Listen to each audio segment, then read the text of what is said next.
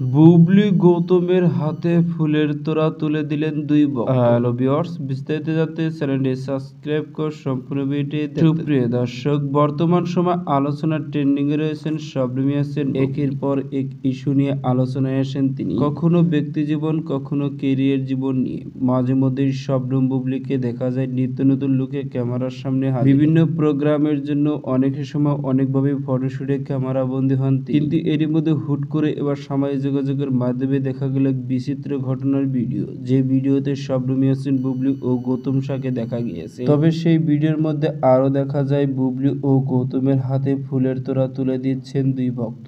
এক নারী ভক্ত শবনম ইয়াসমিন বুবলির হাতে ফুলের তোড়া তুলে দিচ্ছে, অন্য এক পুরুষ ভক্ত গৌতমের হাতে ফুলের তোড়া তুলে দিচ্ছেন। আর এই ভিডিওটি বর্তমানে সোশ্যাল মিডিয়ায় ভাইরাল। তবে শবনম ইয়াসমিন বুবলির এই লুক, স্টাইল, গেটআপ দেখে বোঝা যাচ্ছে হয়তোবা নতুন কোনো ধামাকা আসতে চলছে। তো সুপ্রিয় দর্শক, ভিডিওটি আপনার কাছে ভালো লাগলে একটা লাইক দিন। নিত্য নতুন ভিডিও আপডেট পেতে চ্যানেলটি সাবস্ক্রাইব করুন। অসংখ্য ধন্যবাদ পুরো ভিডিও করার জন্য।